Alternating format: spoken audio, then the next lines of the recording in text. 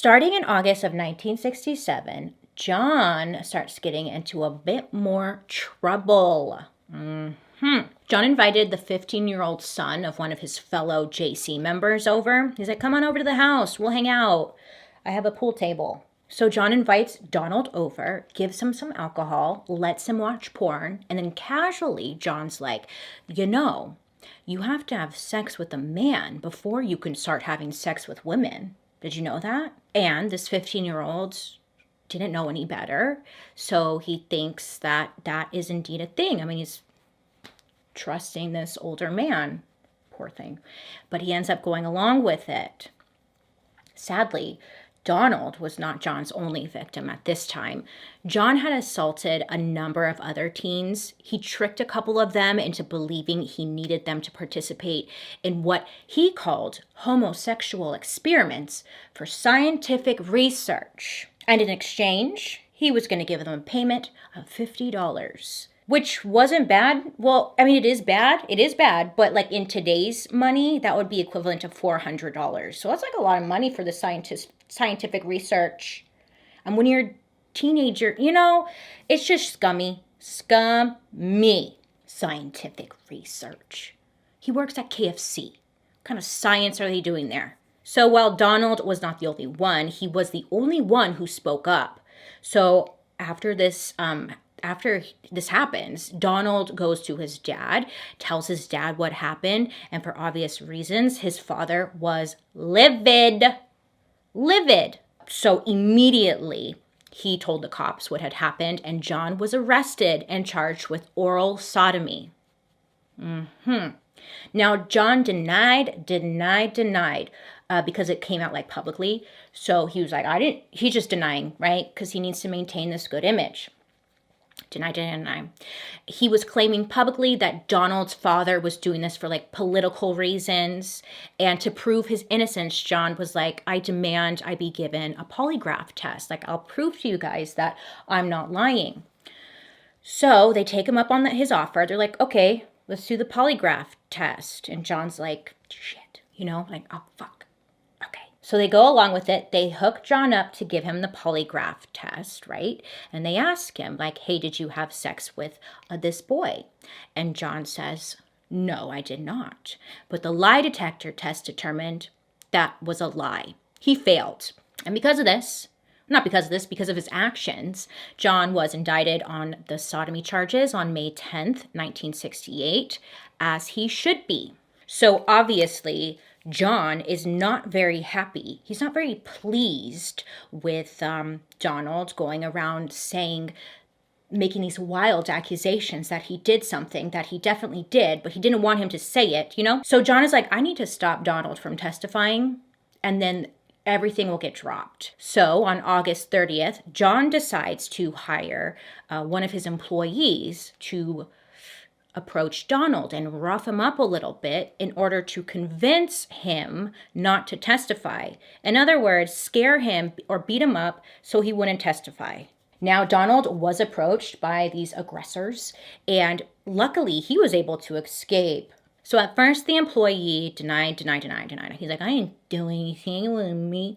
But then eventually, it didn't even take that long before this employee just threw John under the bus. And he's like, well, actually, John hired me to beat him up. So because of this, John was once again arrested, and he was given an additional charge for trying to intimidate a witness. Not long after that, John was ordered to submit a psychological evaluation, and doctors end up diagnosing John with antisocial personality disorder, but they also determined that he is fit to stand trial. They do warn the judge that John most likely wouldn't benefit from therapy or treatment, and he would probably commit assault again. This is what they tell the judge. He's probably going to do something again, and nothing's going to save him, essentially. And honestly, somebody should have listened.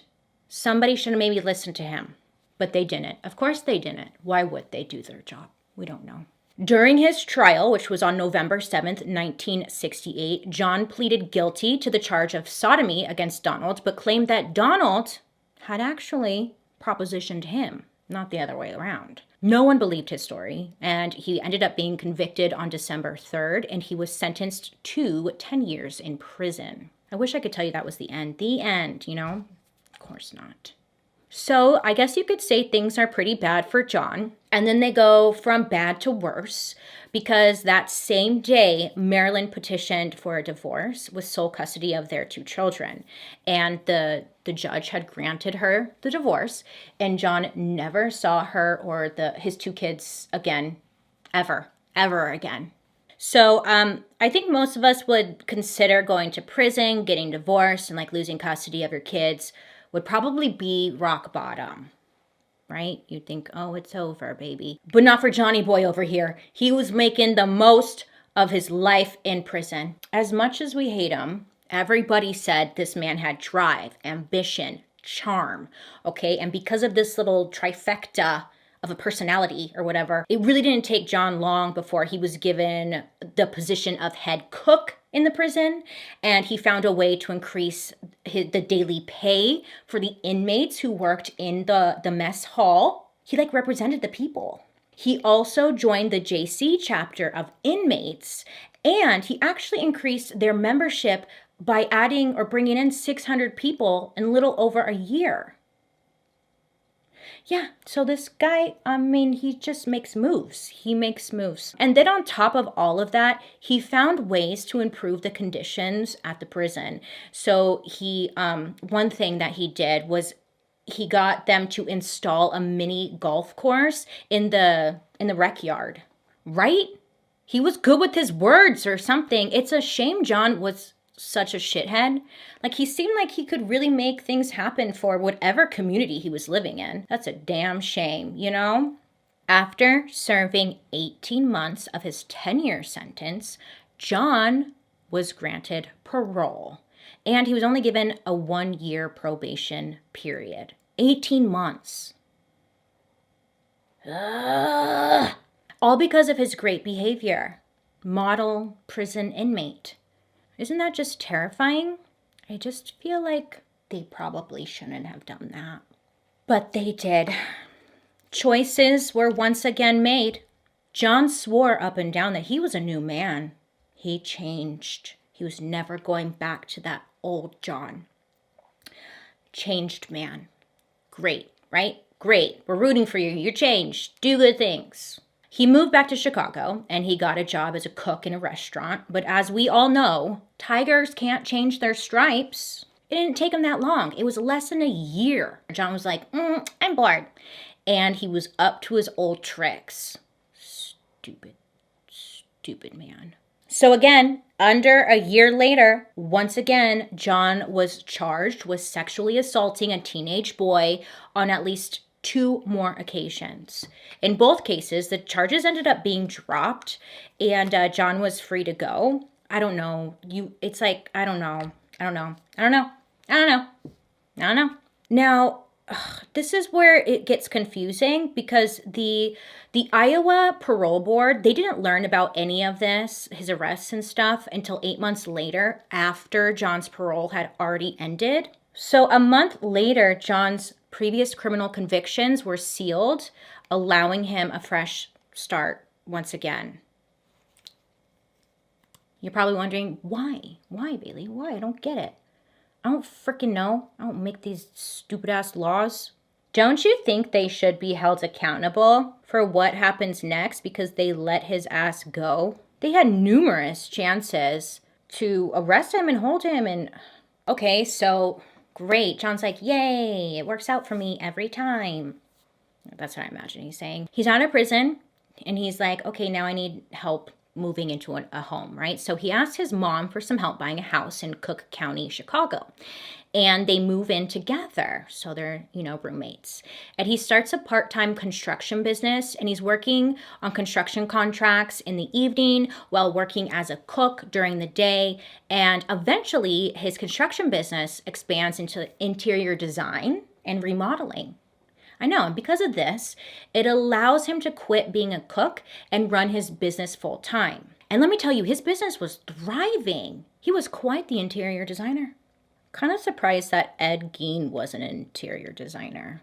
Okay, so just like in Iowa and just like in prison, John becomes, once again, super active in his local community. He assists his new neighbors by loaning them tools for any of like their home DIY projects. That's my DIY move.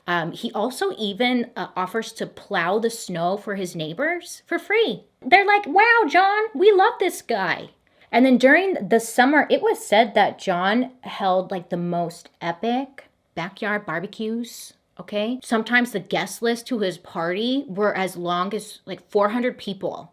So it wasn't even a backyard barbecue. It was like a block party. And it was said that John just knew how to throw a really good party. At this point, John was also introduced to another club that really piqued his interest. It's called the Jolly Joker Clown Club.